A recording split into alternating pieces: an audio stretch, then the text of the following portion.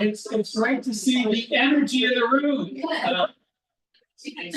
Hi everyone, my name is J.D. Scrimgeour. I'm the chair of the Athenaeum Writing Committee and also the referee for tonight's event. If there are any fouls, I will be removing folks from the game. Fouls include lying or going beyond one's time limit. No, just you can go.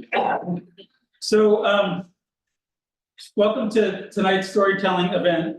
Most of you probably know that these events have been going on at the Athenaeum for several years, and they're modeled after the mock storytelling events in which we have people tell true stories live without notes.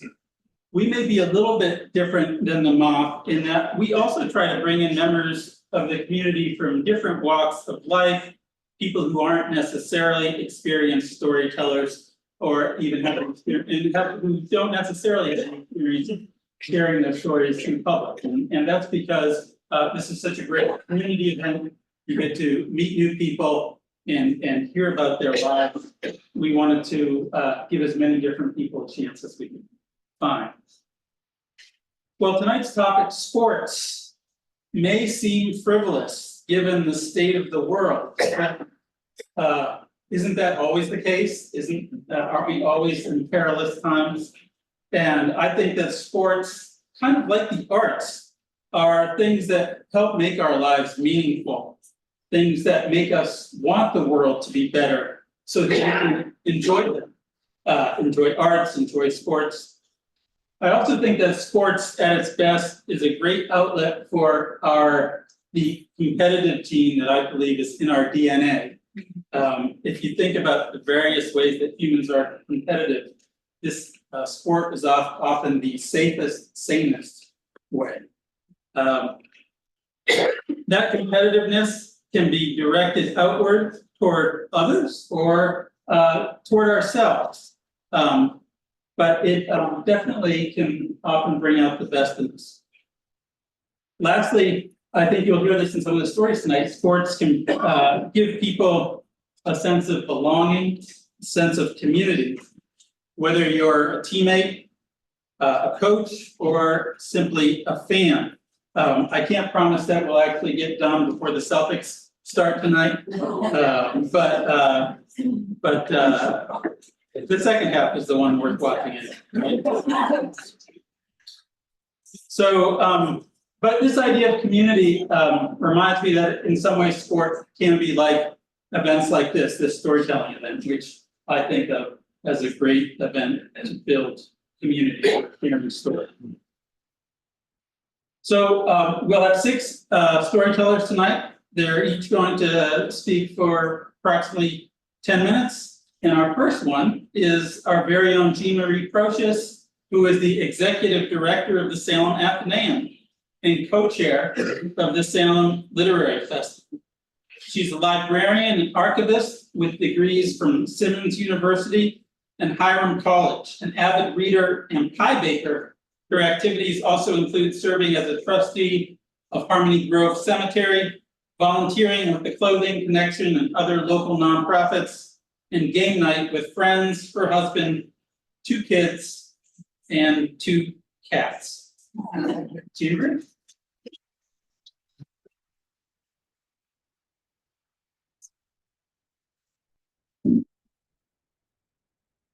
There was a revision to my biography about my sports life, but you must have missed that. Oh. That's okay. I'll talk about it right now. How about that? I did bring notes just in case I have complete brain freeze, but I'm going to try to just put them on. I can ignore that. So everyone, thank you so much for coming. This is a different role for me. Normally I do the introductions like JD and then I run away. So kind of fun to turn the tables a little bit. So I want you to think about an epic sports movie, okay? So think Rudy finally getting to play Notre Dame football, and Friday Night Lights, they're finally making the state game in Texas, and Happy Gilmore winning grandma's house while it's golfing.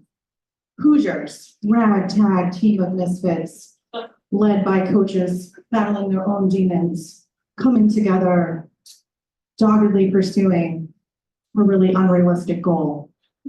The music swells, our heroes overcome impossible odds to make their destiny at the last possible moment. So we have this in mind, right? We have this in mind. So we're in a gymnasium, Western Pennsylvania. The Armstrong Central Cougars are up by like 30 points. And the crowd starts chanting, Jesse, Jesse, Jesse, Jesse. My brother is Jesse. And he's my older brother. And whatever Jesse did, I did too. We have a younger sister who sometimes played sports with us, but had other pursuits. But we all grew up enjoying my grandfather's story of playing basketball. And he really romanticized it. So we were just like, basketball was the best thing ever.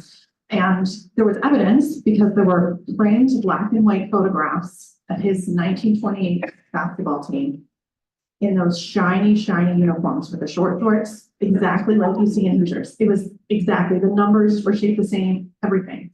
I like died when I saw that movie.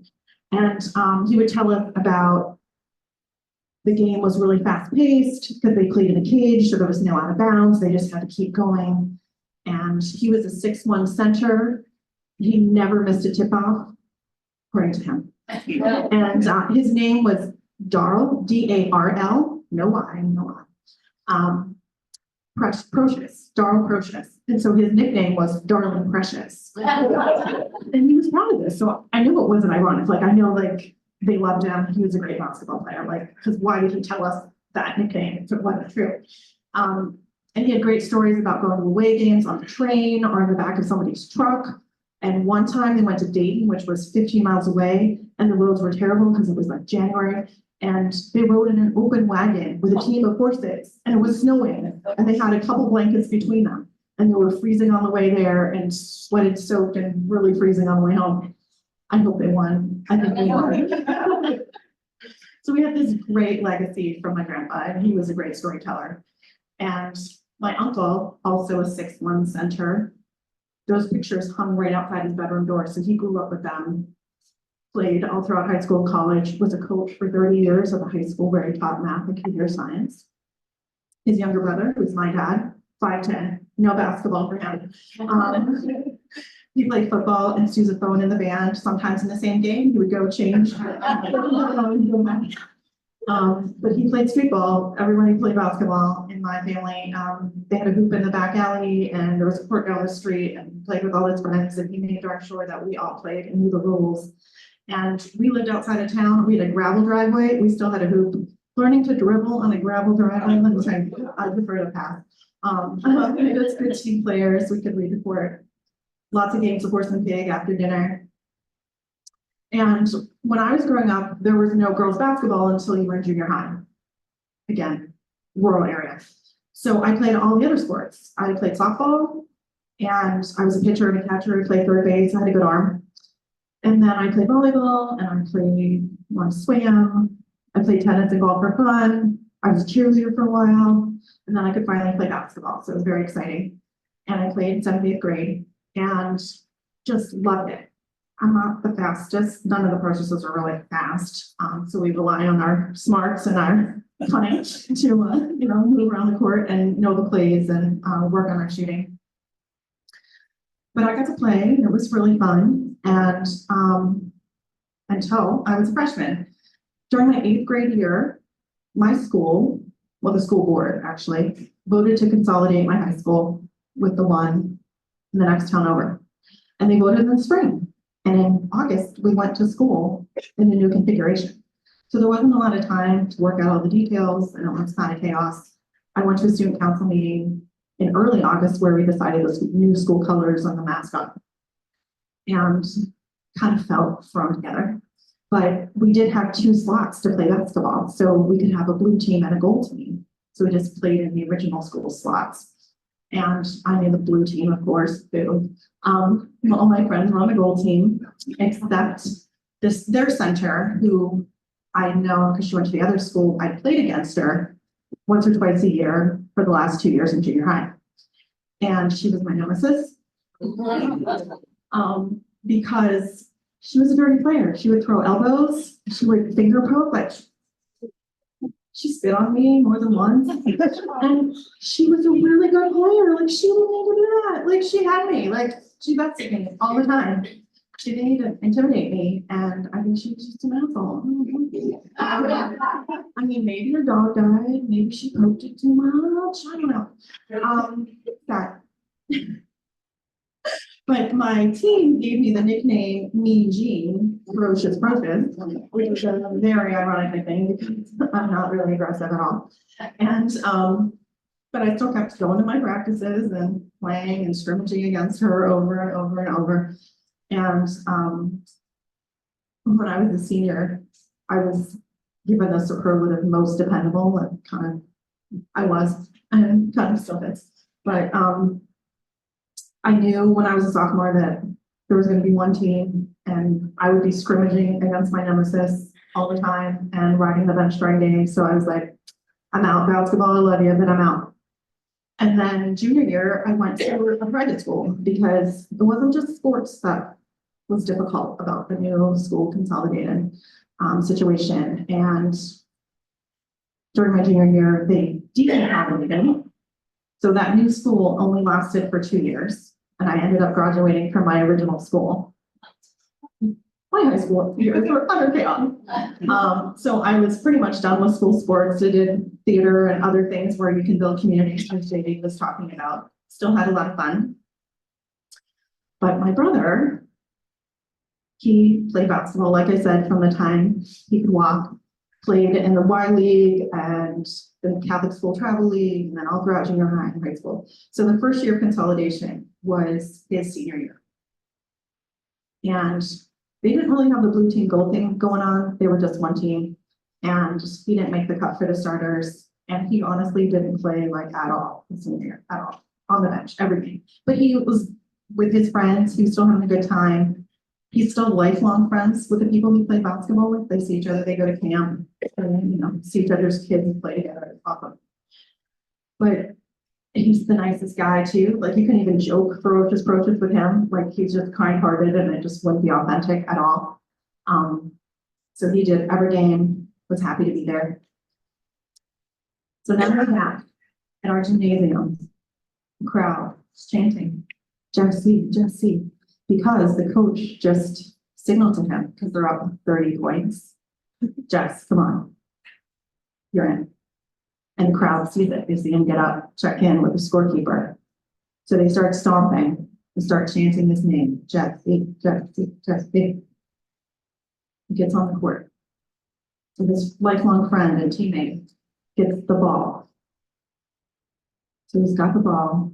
Makes eye contact with my brother because, who else is he going to pass it to? The whole gym is chanting Johnson. So just picture this. My brother's on the court, waiting to receive his pass, knows this is time for his shot. He's ready for it. He's had all season to get ready for it. The ball is released slowly through the air to my brother's fingers, but at an awkward angle.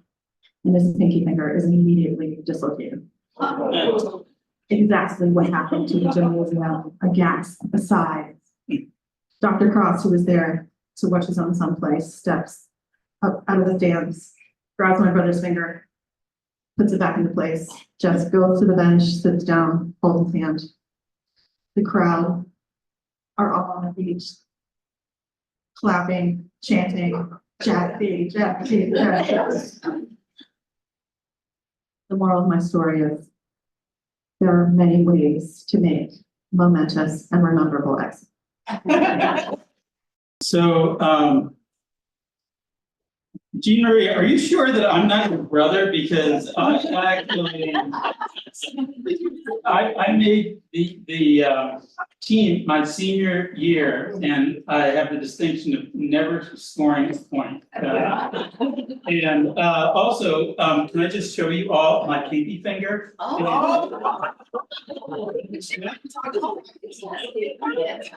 Yeah, that is from basketball. That is from basketball. Yeah.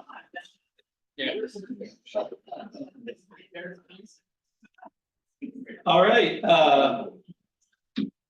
MaryEllen Groot holds a BA in Written Arts from Bard College and an MA in English from Salem State University. She recently won Best Essay at the 2023 Masters in English Regional Conference for her short story, Felix and the Flying Tiger. She likes to tell tall tales, folk tales, fables, and sometimes the truth. Her work has previously appeared with The Box, Racked, Molecule, and The Graduate Review. And I had MaryEllen as a student this past year. She's a remarkable writer and a great community builder herself. MaryEllen.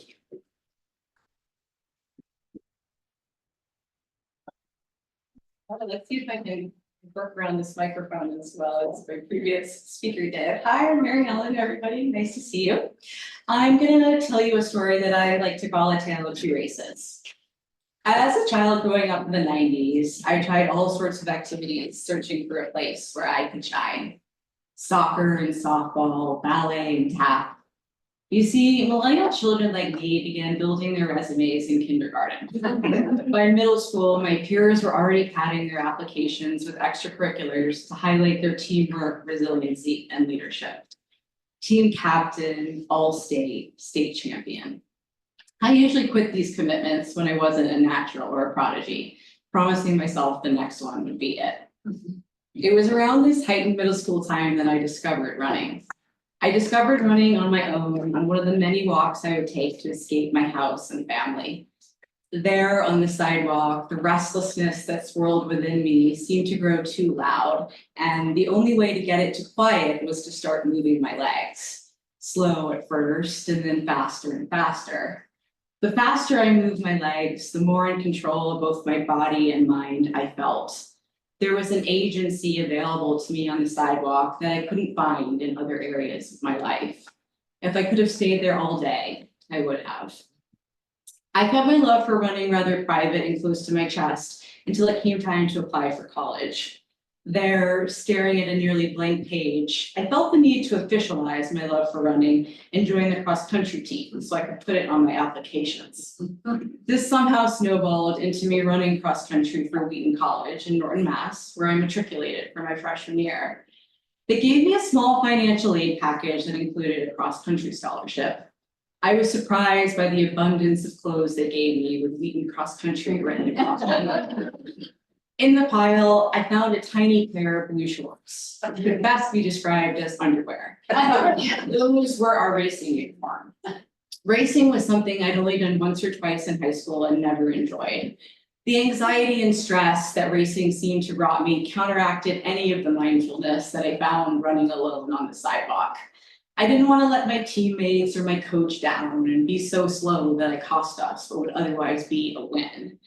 In short, I began to put too much pressure on myself, and the 2-a-day practices at Wheaton, some as early as 5 in the morning, weren't helping. Our first race that year would take place at Amherst College. And there we would run against girls, much faster girls from Boston University, Boston College, Tufts, Bowdoin, and Brown. I remember eating too much the night before and feeling uncomfortable in my tiny shorts. And our coach gave us the loudest, bordering on yelling speech the entire bus ride there. It was a chilly September that year, and I remember my legs turning red in the early morning chill. You get used to it, Lauren, the team captain said to me as I got off the bus. The yelling or the cold? So she said, and I wasn't sure I believed her. She explained that the race would start that day with all of us in a line. When the gun went off, we'd sprint towards the woods, forming a sort of bottleneck as we went. She warned me to look out for flying elbows and spit during this portion of the race. As we walked, we saw groups of girls writing different things on the backs of their legs. One girl was writing "See ya" in thick letters. When the gun went off, the race was on. I tried to stay with my teammates, but lost them quickly in the chaos of the bottleneck. There was spit and elbows and flying mud. My legs felt heavy and my shorts felt small, and I tugged on them every few feet, though it didn't seem to do anything. I even lost the trail at one point along the way because there was no one around to follow. I did finish the race that day in a time of 22 minutes. The girl who won that day, a girl named Andrea from Boston University, beat my time by about 5 minutes, coming in the 5K for 17 minutes. And the fastest girl on our team, Lauren, the team captain, she came in 72nd with a time of 19 minutes.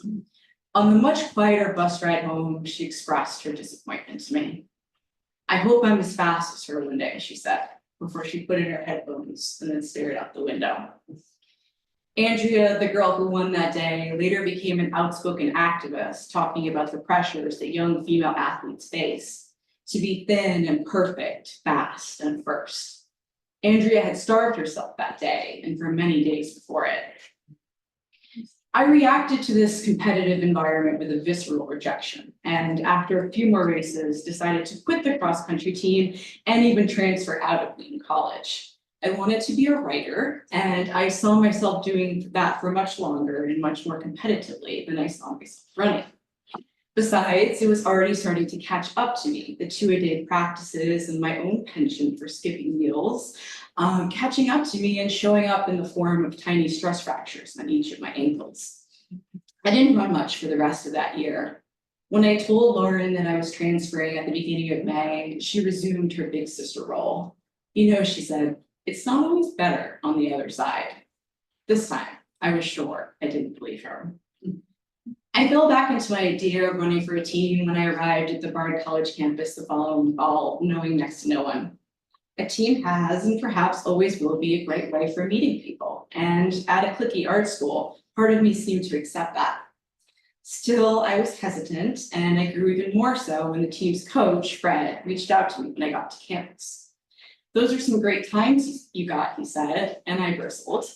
I hoped he wasn't expecting me to perform in those times for him or Bard, something that would send me running in the opposite direction. I got to meet Fred at our first practice, set against the picturesque backdrop of the Catskill Mountains. And if it wasn't already Fred's sidekick, he looked like he'd moonlight at the local mall as the perfect Santa Claus during the summer. He came with a big box of granola bars and a bag of frozen grapes. They're the best hydrators, he told us. He told us that he himself hadn't run in over a decade due to injuries he'd sustained in both of his knees. We're going to do everything we can to prevent that in you, he said. No driving down hills, no slamming into pavement, and if you're in pain, you absolutely must stop running. It was one of the only times I ever heard Fred raise his voice.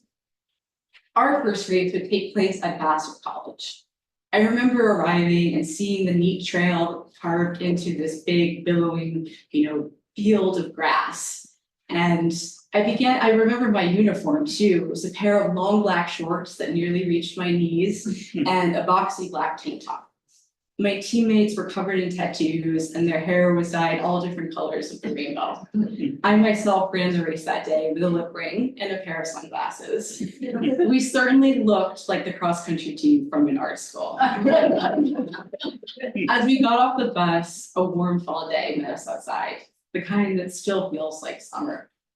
I remember growing nervous as I watched the girls from Vassar, SUNY New Paltz, Procious, and Lehman warming up under the sun. I wondered if their elbows and spit would soon be flying in my direction as we raced for the trail. My stomach growled from skipping breakfast, and it began to grow worse as my teammate pinned my number on my jersey. I did a couple sprints and high knees trying to warm up, copying the girls around me to distract myself. But eventually I saw an official fiddling with the starting gun, and I knew that the inevitable was coming near. And the start of the race was drawing closer and closer. So I did a couple more warm-ups and I accepted my fate and decided to head towards the starting line with other groups of girls heading over. It was at that moment that my coach started yelling from the back of the field, "Girls, girls!" It was the only other time I ever heard him raise his voice. "Girls," he cried, and he was waving frantically for us to come towards him. So we ran towards him in the opposite direction from where everyone else was headed, thinking he had something crucial and important to tell us. I myself hoped it was something that would take away all my anxiety for the race. "Girls," he said, hushing his voice and pointing over a grassy fence nearby. We looked and we saw sort of mossy algae covered pond down below with a log floating in the middle. Look, he said, turtles. And we saw these two adult turtles and a line of little baby turtles behind them on the log. And while everyone else was heading towards the starting line, we were there oohing and eyeing over this adorable family of turtles. Coach heard my stomach grumbling, handed me a banana, and then sent me towards the starting line. I enjoyed the race that day, which I ran in about 25 minutes, 3 minutes longer than the race the year before. It didn't seem to bother me that I'd actually managed to get slower over the course of the year because I found something more valuable, camaraderie and intimacy with my teammates and coach. I also found what brought me to running in the first place. The rest of the season, my teammates and I took long runs through the Hudson Valley together, sometimes side by side, sometimes far apart, but always coming back together at some point along the trail.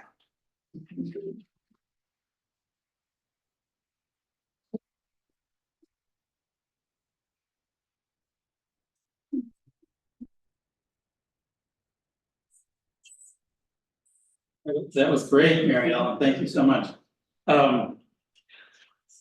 Since you mentioned uniforms, I just want you all to notice, I am wearing the Unemployed Musicians Baseball League shirt, where my son is an unemployed musician in Brooklyn, and he plays in this league, and my name's on the back.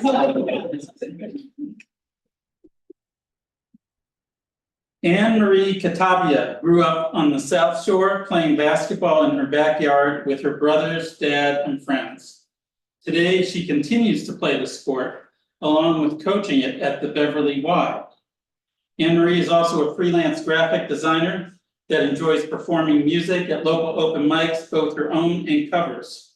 She's excited to be performing tonight because it gets to combine some of her favorite things: sports and writing. AnnMarie.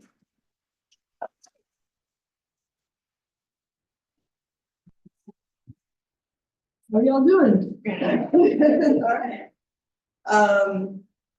So I grew up playing basketball since I was really little. As JD mentioned, I still play to this day and do some coaching through the Beverly Y. I also have two older brothers that love to play as well. So we would play all day, every day during the summers, sometimes till 10 o'clock at night. I just lost my train of thought. I'm sorry.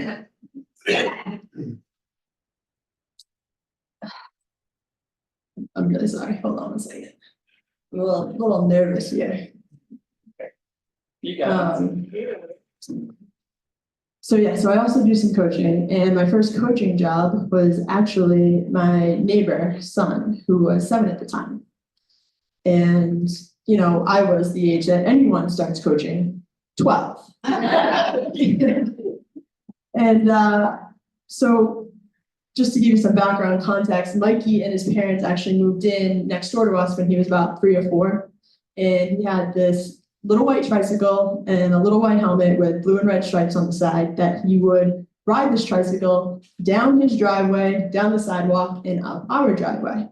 And he would sit there and watch my brothers and I play basketball all day long. And he would try to play with us, but he was still a little young at the time and he didn't really know much about the sport, so it was a little tough for him.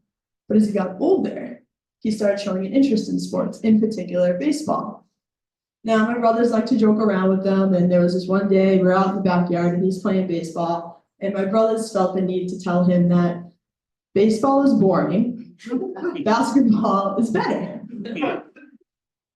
Poor kid. He took it to heart, and he came up to me one day and said that he wants to learn how to play basketball.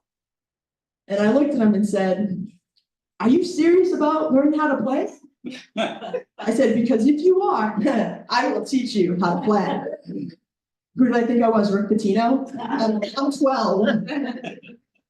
Well, lucky for me, he said yes. And I don't think he really realized what he was getting into by saying yes.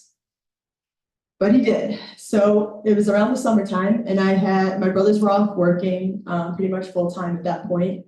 And I had 8 weeks to turn this kid into a ball player. So let the training begin. I I remember the night before actually sitting up in my bedroom, writing down drills and essentially developing this whole practice plan for what I thought he needed to learn based on what his skills were and what they weren't. And mind you, he was actually pretty athletic at the time. So that summer, we hit it hard. I mean, I had this kid running sprints, jumping rope, dribbling drills, shooting formation drills, the mic-in drill, even pick and rolls, all at the age of 7. Well, we would play between both our yards, but we primarily played in his yard. And he had a long, skinny driveway that was about the width of his dad's pickup truck, and a hoop that you could actually lower to about, make it a little easier for him. And I would give him a real basketball, but it was one of those small arcade balls to make it easier for him to shoot with and stuff. And I would give him these drills. And one of them was this dribble zigzag drill, where I would make him dribble a basketball to one side of the driveway and then back to the other, but he'd have to switch hands. And I would have him do this all the way down the driveway. Now, I'm not cool. I played dummy defense, until he started getting better. And then I was there, like, full on defensive stance, picking the ball from his pocket, stealing it. And he would get so mad and so frustrated. And I would just look at him and say, Mikey, you gotta protect the ball. And you can't be dribbling it in front of my face. I'm gonna sit here and pick it all day long. And if I picked his pocket enough during a lap, I would stand there and point at the end of the driveway and said, start again. Let's go. Come on. And you would. God love this kid. You would. And, it's like, okay. Now in basketball, you also have to have quick feet. So I would do a lot of these footwork drills with him. One of which was a foot fire drill. And if anybody does not know what that is, I will quickly demonstrate. You stand like this, okay? So I would have him do this, but then I would point left and right and front and back, and he would have to shuffle his feet without crossing them. And then if I yelled, loose ball, he had to go down, slap the floor with the palm of his hand and stand back up again and do foot fires. I literally would do this drill until his legs turned to jello. And you could actually see it. You could actually see, like when he was doing his defensive slides, his quads just shaking. And then when he'd slap the floor and get back up again, he's doing foot fires. You could literally just see the fatigue take over, and he would just slow down. And it was like he had no control over his legs anymore. The other drill, one time I went home to my parents' garage and they came back with these 2-inch in diameter washers that we had spray painted orange. And there was 5 of them. And I would put them on the ground in like a star-like formation, and he'd have to get in a defensive stance and slide shuffle to each point of the star. Now, and drop stepping too, mind you, while he was doing this. Now, while he was doing this, I showed up with a stopwatch. So I was timing him to get faster every time we would do this drill. And it became this like internal like competitiveness for him, because even if we did it the day before, he would try to beat that time as well. As I reflect on this, I'm starting to think I may have been a drill sergeant at the age of 12, and anybody driving by our houses, seeing us out in the yard doing these drills, probably thought I was running a boot camp. Because it probably looked intense, and I was tough on him, but he kept showing up every day. So guess what? If he showed up, I showed up. Now, we also played on the rainy days. Yes, there was pretty much no days off this summer. We were playing his basement, and it was kind of unfinished, and it was long and skinny, maybe about like 8 feet wide.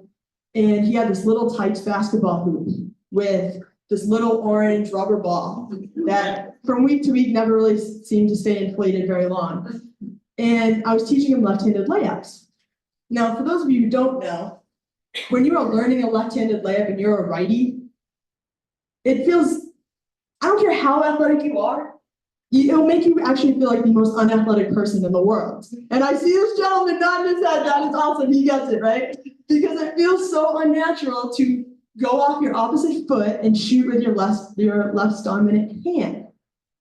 Now, Mikey wasn't immune to this. So he would, he's feeling confident, because we would break down the drill and then we put it in full speed. He's feeling confident. He's driving his hoop. He's getting ready to go up and leap. And all of a sudden, he turns into a court jester. And the ball is like, going between his fingertips, bouncing off the backboard, bouncing off the walls. And then when you look at his feet, it's like he's doing this little dance jig because he actually forgot what foot to go off. Now, I felt bad. He would feel so defeated. And I would just look at him and say, do it again. You know, in a calm voice. We're going to do this until you get it right. Like, it's okay.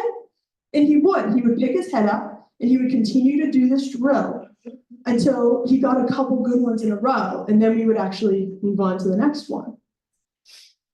But it wasn't just all work and, you know, no play. We had a great time. We would play around the world, hot shot, you know, all these other kinds of games. And this one time we were playing horse in my backyard. In my backyard, the driveway, there's a 2-car garage, and we had 2 basketball hoops actually mounted to the roof of the garage, but they were stacked on top of each other. Then we had a deck off to the left side. Mikey decides to go around to the other side of the deck, back facing towards the hoop, and basically heaves the ball like this.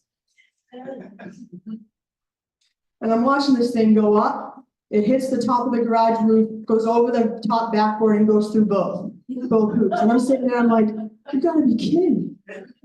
Like, how? There's no way. I don't care how good I am. There's no way I'm gonna make that. And I tried, and he tried again, and we actually tried for years trying to make that shot. And to this day, it has not been completed. We like to call that his epic trick shot in horse.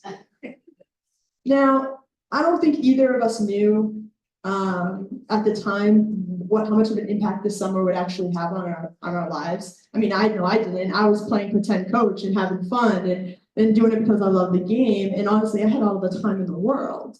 I never thought it would actually lay a foundation for me and give me confidence to then later on in life kind of coach little kids, you know, doing some of these same drills with them that I did with him. And for Mikey, he grew on to continue to grow and develop as a ball player. And I actually got to watch it. You know, I would attend some of his basketball games when he was younger. He went on and had a great career playing varsity at BC High. And he even competed in a state free throw tournament and made it a couple rounds deep. Recently, Mikey actually talked to me about the positive impact that summer had on him. You know, and how not only did I help him become a basketball player, but I instilled this level of discipline in him that made it fun for him to actually work hard. So much so that he actually was enjoying his practices, you know, when he was on teams. And hearing that, like, it meant a lot to me because I'm thinking, boy, am I glad I just didn't screw this up for him. You know, I'm 12. It's like, it's kind of a 50-50 shot how that's going to go. But he remembered the hard work we both put in as kids. You know, none of our parents were there telling us what drills to do and, you know, all that kind of stuff. And he appreciated it. You know, now it's just kind of, oh, hold on, I lost my train of thought. Oh, he was doing so good. Oh yes. You know, looking back on that summer, it amazes me what we both actually accomplished because he chose to show up every day. He showed up ready to work hard, ready to learn, be a sponge. I mean, come on, you can't ask for anything more than that. And now years later, he was continuing to show up. He would show up and play basketball with my brothers and I competitively. And he was doing really well. But now he was showing up without his tricycle. And in his own words, what a legendary summer that was. Thank you.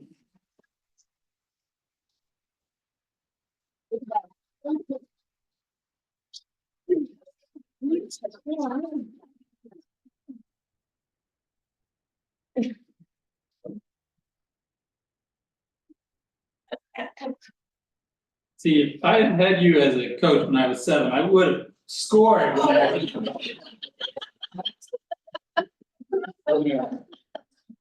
Salem native Kris Olson is an award-winning journalist with more than a quarter-century of experience. He's currently a reporter for Massachusetts Lawyers Weekly and a co-founder and consulting editor of the nonprofit newspaper, The Marblehead Current. The Current has filled the void left by the hollowing out of the Marblehead Reporter, which Olson led as an editor for more than 14 years.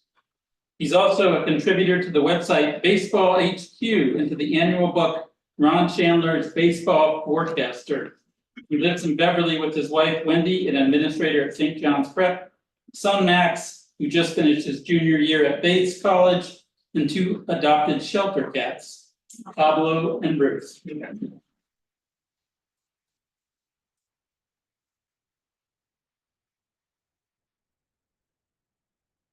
So most college basketball fans know it as the shot.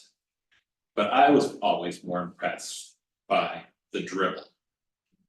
Now, don't get me wrong, Christian Laettner's foul line fall away jumper that beat Kentucky in the 1992 East Regional Final, it's a pretty good shot.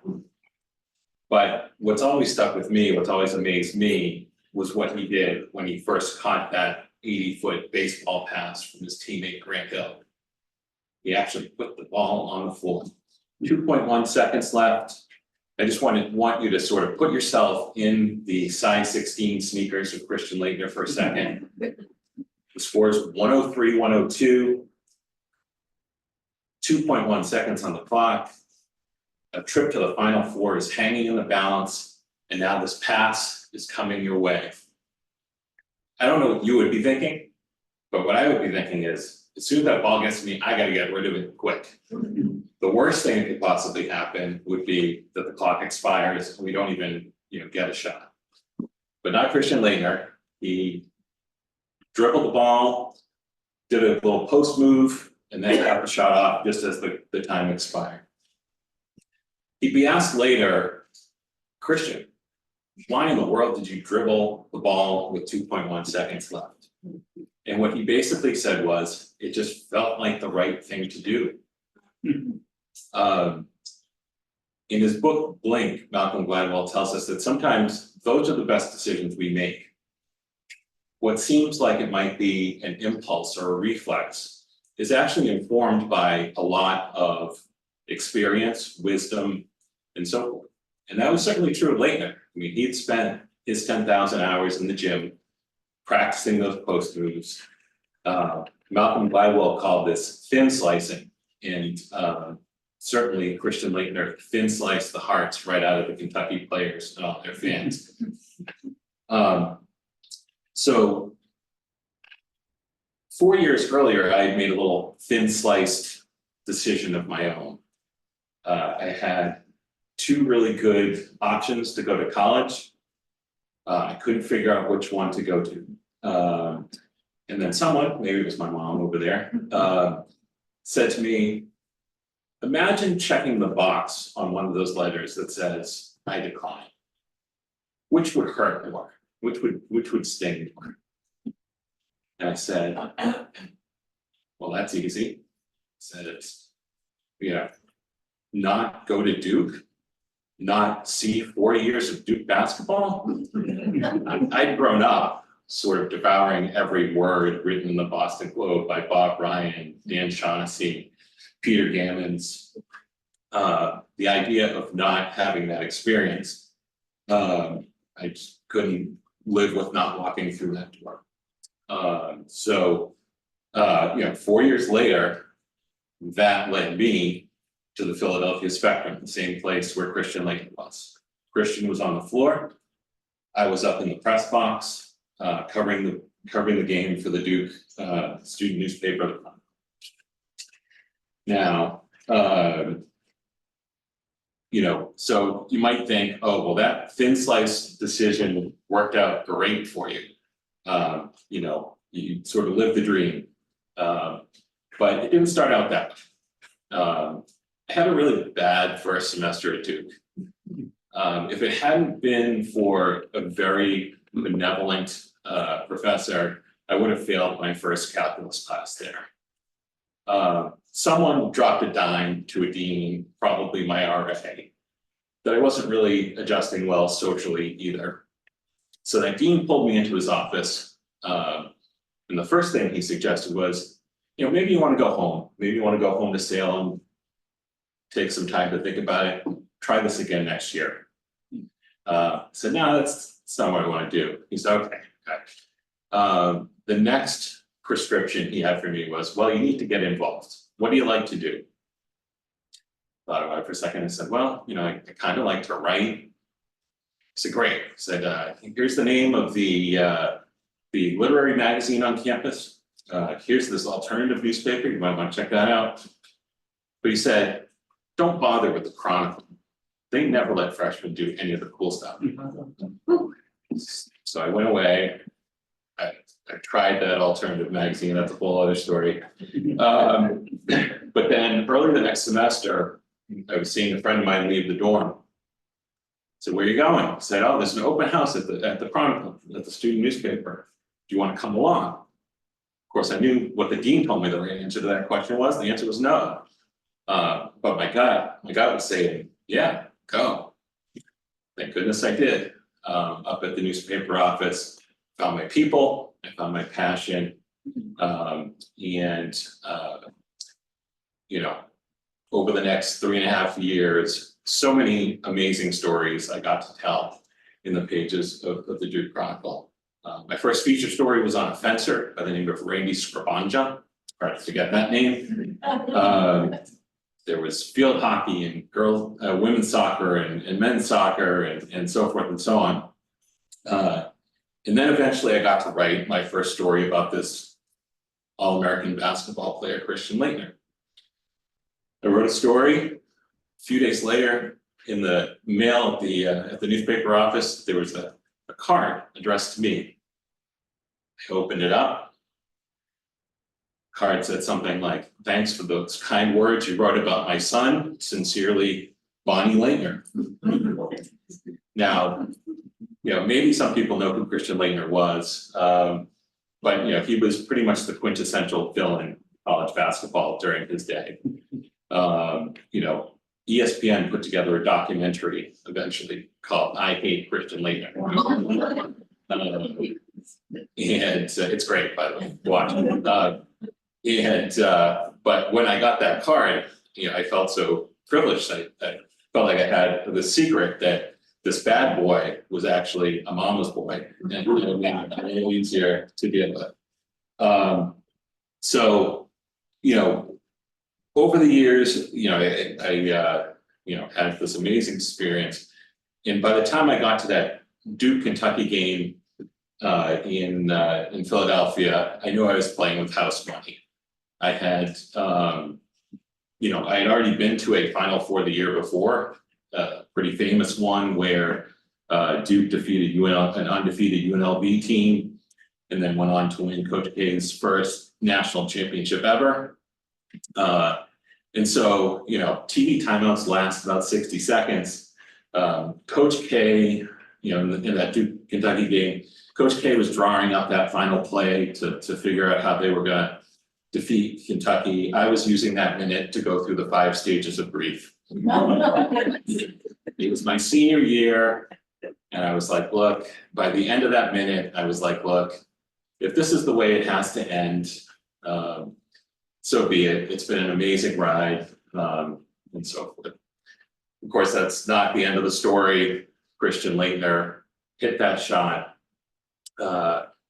He, the team, I went off to Minneapolis, watched Duke win another national championship. We then got to go to the White House and visit with George H.W. Bush as he ran for re-election. Apparently the Duke basketball team didn't give him the bump that he needed. But anyway, it was just an amazing experience. After Duke, I went to law school. It was a decision where I sort of let my head overrule my heart. As far as I knew, the idea was you put in your 3 years of law school and then big bags of cash would await you. But after passing the bar, I struggled for months to find my place in the legal world. I finally hit my breaking point in the parking lot of the Topsfield Fair. Told my then girlfriend that I had learned that the job of sports editor at the Marblehead and Swampscott Reporters had opened up. The hours were terrible. The pay was worse, and yet I couldn't stop thinking about it. To my semi-amazement, she said, "Go for it. We'll figure it out." We celebrated our 25th wedding anniversary in March. Now, if this were a fairy tale, this would be the point where I'd say, And they lived happily ever after. But the truth is, as rewarding as working in journalism has been for the last 25 plus years, it's not been without its challenges. You may be aware that really talented people that I know have left the field. The working conditions are just too tough. And it's a little terrifying to work in a field where you know the next layoff or unpaid furlough might be waiting right around the corner.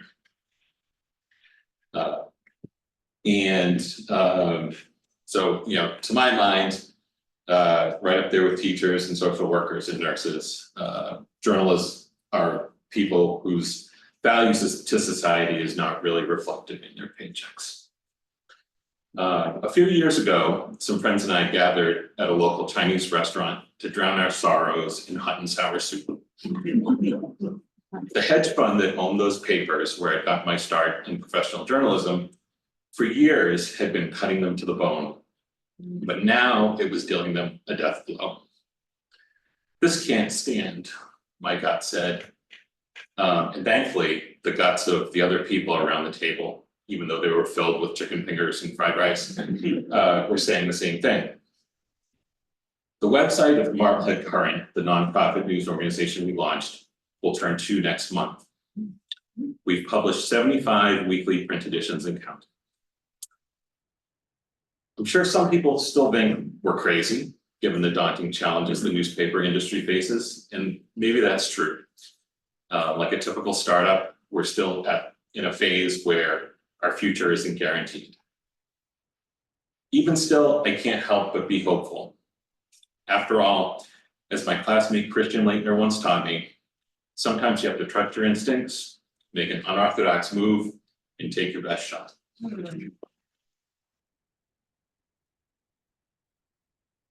How many of you remember Christian Leitner? Just curious, yeah. Did you hate him?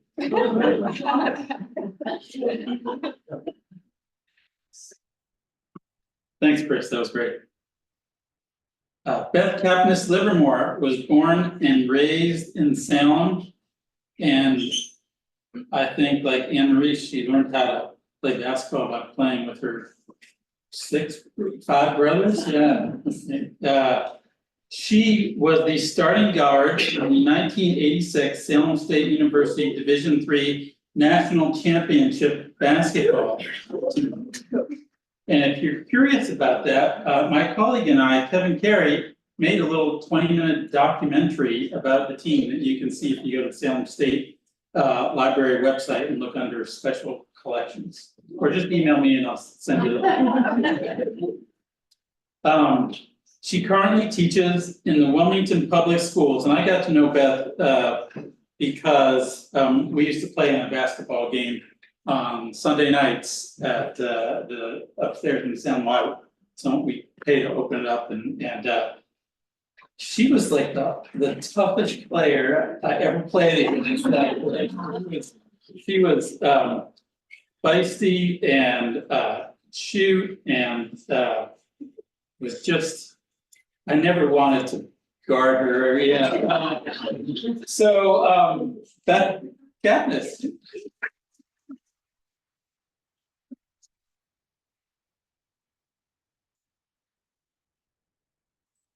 No, I was gonna be following a bunch of writers and education teachers. I'll give this a shot. First, I'd like to thank you for having me here. I am a teacher in Wilmington. I have been involved in some sports in some way or another since I'm 4 years old. So my story is kind of gonna be from till I was 4 up until now, but it's not till I'm only 58. I have 2 daughters, Lane Livermore. She just finished her freshman year at Salem State to be a preschool teacher, and she's also a beautiful artist. My daughter Sydney Livermore, my older daughter works at Crosby's Market in Salem. She's a fitness buff. She also manages the bakery. So if you ever have any burnt muffins or anything like that, I never saw her before. So I first started playing, got introduced to sports, when I was living in Salem on Franklin Street, which is directly across from Franklin Street Park.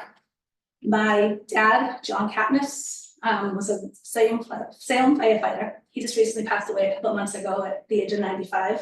Was married to my mom, Joan Wayne. I was one of 8 kids at that time. And at those days, the Salem Park and Rec would have park instructors at the park. And if you can imagine a household with 8 children, it's pretty chaotic. At 9 o'clock, my mom would do the happy dance when she saw the park instructors pull up. All 8 of us would be shushed to the park. My younger ones in diapers, but all the older ones, we all took care of each other, looked out for each other. We got to come home for lunch, and then right after lunch, we had to stay at the park until 5 o'clock. And that park was so busy, mostly due to the 8 Kapnises that went, but also the children. She hired a night park instructor, so we got to have dinner and then we had to.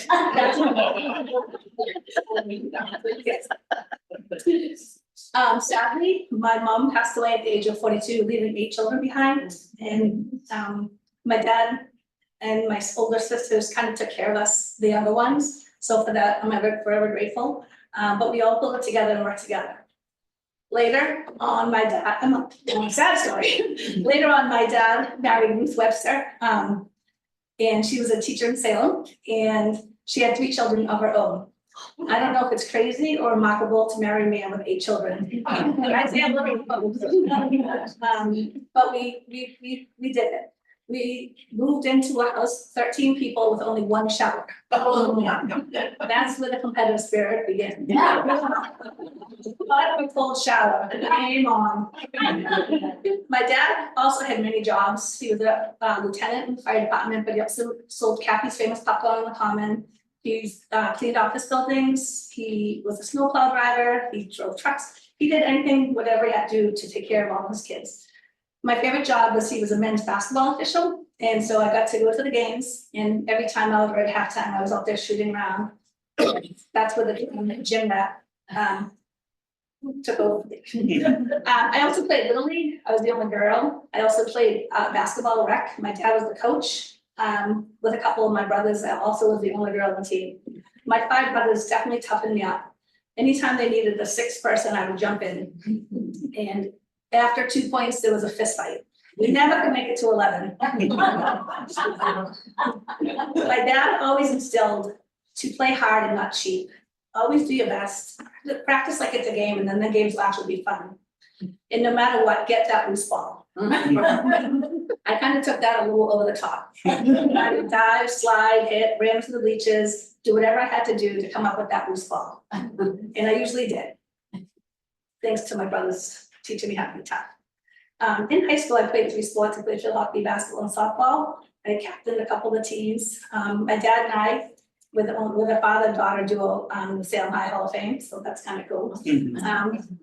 Often as kids do, when you get into the character loss or you lose, or you always blame the referee or you blame the other kids. My dad never let me do that. He straightened me right out. He said, "Did you have a perfect game?" And I was like, "Oh," he's like, "Then be quiet." He taught me never to blame others. And as a phys ed teacher and a coach to my own children, I kind of used to try to teach them that as well. But despite both parents working full-time jobs, they were always there for us, supported us. And I think a couple times, there might be a few sweaters knitted up there in the bleachers. Someone was knitting up there. After college, I played 3 sports. I played field hockey, softball, and basketball.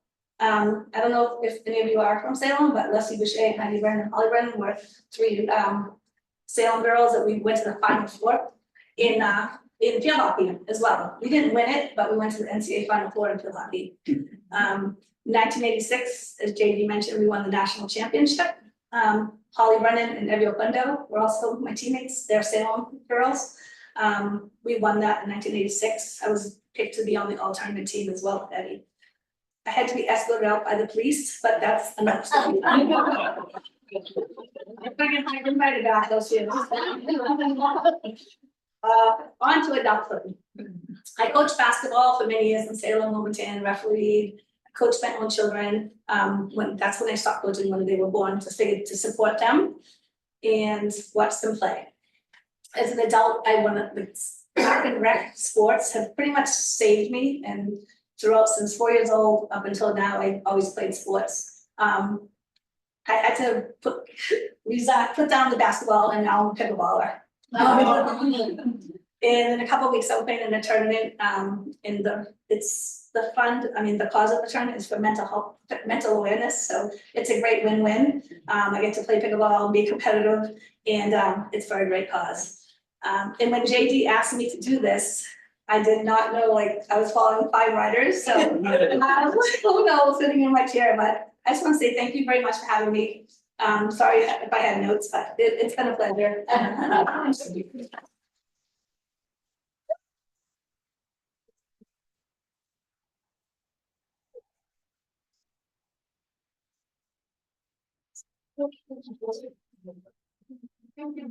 don't think I can find it quickly enough, but I really want to just play you the voice message that I got from Beth yesterday.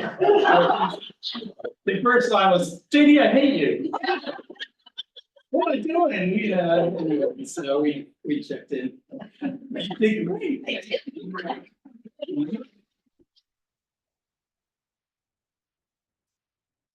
And if you want to know about that police escort, I think there's some hints in the documentary. Okay.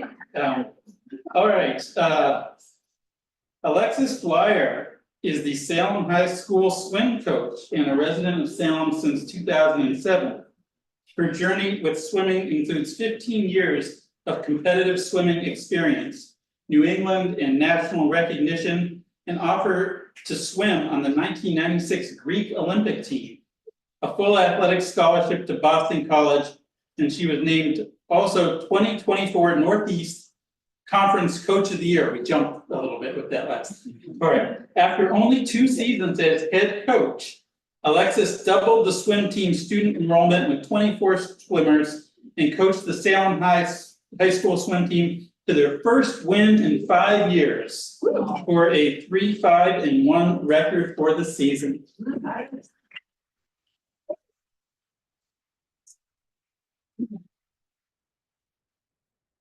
Hi, thank you for that introduction. I'm Alexis Dwyer, and currently the Salem High School swim coach. When they asked me to do this and to fill out a bio, I really hadn't thought about what I had accomplished as a swimmer, and I'm impressed with myself. No, but with all of that, all the accolades, I sacrificed a lot. There was many challenges. I was constantly swimming. I smelled like chlorine all the time. I swam before school and after school, and I was away on the weekends training and doing dry land and running. So I did sacrifice a lot in high school to have all of these accolades. But the most precious accomplishment that I had that JD listed, I think, was getting a full scholarship to BC. Swimming at a Division I school was something that I was very excited about. But the best thing about swimming there was meeting my husband on the pool deck. And I always say to myself that it's probably the smell of chlorine or seeing each other in Speedos that seal the deal for us. But coaching was never something that I had thought about. And I got asked to be the coach 2 years ago from the current principal had called me and our past cross professionally. And at one point, and I'm sure I told him that I was a swimmer. Maybe I smelled like chlorine. I'm not sure. He said to me, I need your help, Alexis. And I said, with what? And he said, let's meet on the Friday after Thanksgiving and we'll talk about it and I'll give you some information about what I need. And I said, okay. And he said, so we met and he says to me, we don't have a coach for this upcoming season. And he said, you're the only person that I know that ever swam competitively. You're the only person that I know that actually even swims and knows how to swim. And I said, okay, well, tell me a little bit about when the season starts. And he said, well, it starts on Monday. In like 2 days. And he said, yes. So what we just show up at practice. Some kids have already registered. I think there was 12 on the team at that time. And I'll get you what you need, just show up and, do the best, good luck, basically. So I showed up on deck that first Monday, and I was met with kids that didn't have bathing suits, that didn't have goggles, that didn't have bathing caps. I was getting swore at by kids telling me, stop being so enthusiastic. We don't, this is our first time on the team. We don't even know how to swim. So I was like, my eyes were wide, and I looked at my assistant coach at the time, and I felt like literally a fish out of water, which is very, abnormal for me. So, that season was fine, and we ended up losing every meet. We went 0-7, and I think that was pretty typical for the Salem High School swim team. I don't think a lot of attention had been given to the program. And I reflected a little bit about the team that year. I don't think I did a great job. I did the best that I could, but I wasn't a coach. I knew how to swim competitively, and I was great at that. But I wasn't in the pool. These kids were in the pool performing, and I had to kind of help them to see their potential. And I don't think I did a great job at that first year. So after some reflection, I learned more about the high school meets. And in order to actually be competitive in swimming at the high school level, you have to the kids have to swim every event. They have to fill all the lanes, and you score points based on how they score and how they finish in the meets. So the first year I didn't have a lot of kids, so I wasn't even filling any of the lanes, and that was basically giving away points where I could have put kids in if I had more kids. So building a swim community at Salem High School became a priority for me. I did a lot of recruiting. I told anybody that I knew, anybody that would talk to me about swimming, I was like, if you have a kid at the high school, sign them up for the team. Anybody can come. And they did. This year I had 28 kids register for the team, and 24 competed full-time, were there, they showed up. Which I was really, really happy about. But the first day of this year's team was very different than the year before. I walked into Salem Y, and the kids looked ready to swim. They get in the pool, and the lanes are filled. It's like unbelievable the difference between a year from then. Yeah. And I was excited to show up every day. I didn't miss a day of practice, and I don't think a lot of these kids did either. It was quite amazing that they showed up and that they were into it. Okay, so we get to our first meet, and it's against Swampscott, and I'm kind of meticulous with the lineup, and we tie. It was unbelievable. The kids said to me, "We didn't lose, coach." We had, I was like, great. So that was really exciting. So over the course of the year, I started to be a little more strategic with the lineup, and I taught kids how to do things other than freestyle, and I taught kids how to have better streamline underwater so that they get further on the dive. We worked on flip turns. I did a Win Wednesday, which is stands for what I need. And so the kids would come to me, and I would say, what is it that you want to work on? How are you going to improve? And so we broke up into groups, and the kids would practice, and my assistant coach would help out with that. So we ended up winning 3 meets this year, which was really unbelievable. It's the first time Salem High School had won a meet in 5 years. And it was really something to be celebrated. I had an unbelievable time with these kids. I really felt like I got to know them.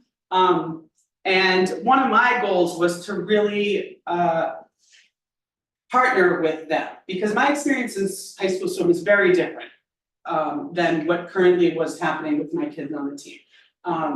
And I wanted to see what these kids did outside of school, because all I did inside of high school was swim. And these kids were coming, even they were showing up, but they all of them offered something else that I was intrigued about. So I took the kids out to the theater. We went to Salem High School and watched some of our students, some of my swimmers who were in the play perform. I went to band concerts to see these kids outside of the swim team. I just felt like I really got to know them, and it was just a very, very rewarding experience, something that I had never experienced before.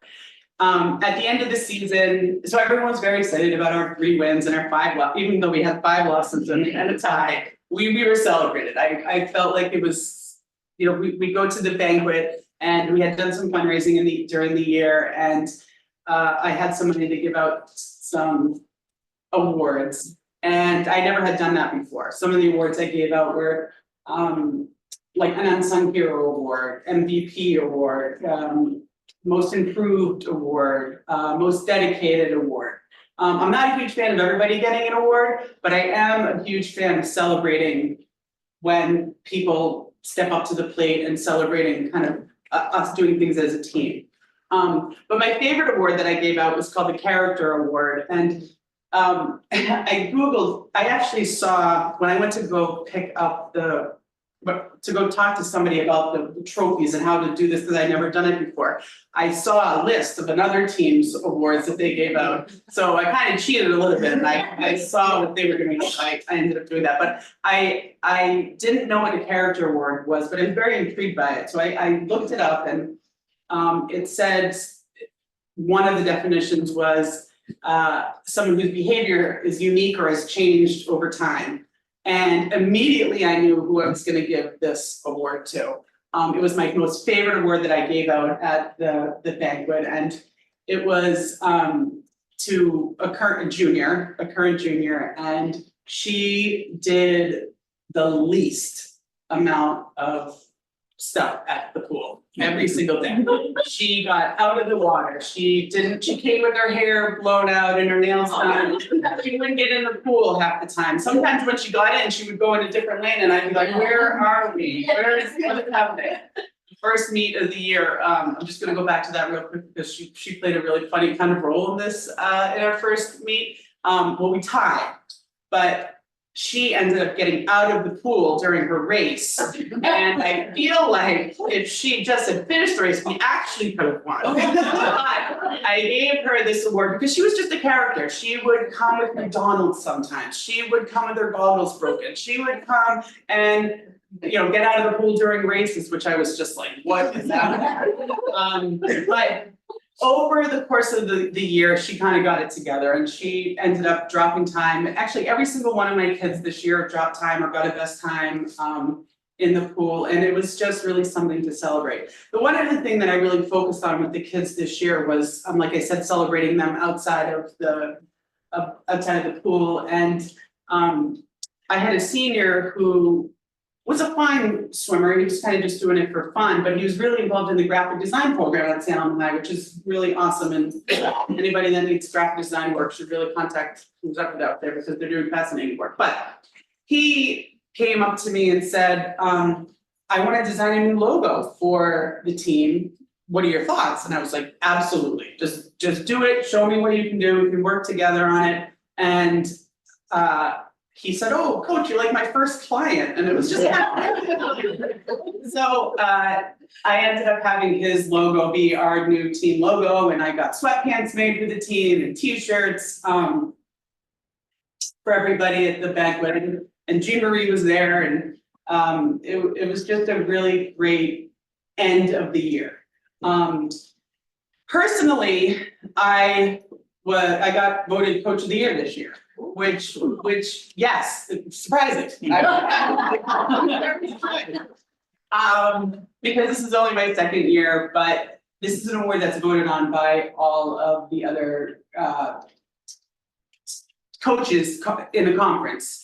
There's 7 other coaches in the conference: MaryEllen, Beverly, and Swampscott, Salem. And it was really nice to get recognized without me having to they didn't know what I was doing in practice. They didn't know what I'm telling you was happening. All they saw was kids' surprises in the pool. Really, everybody was surprised by how Salem did this year.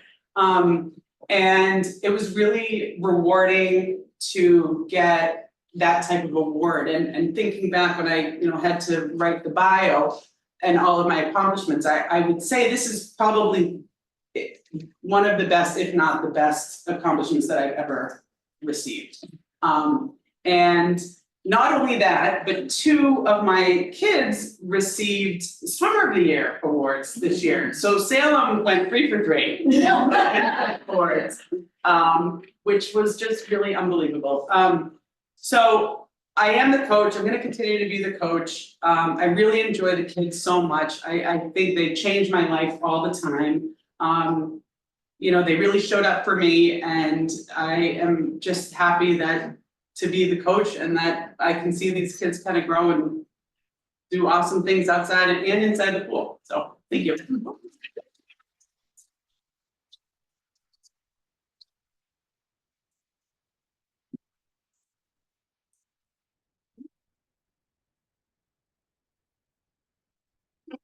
This has been a great night. Okay. Thank you to all the storytellers. I feel like that, I feel like these stories showed how, you can channel certain competitiveness into building community and, healthy community. Yeah. So, thanks to everyone. Can we have one last round of applause?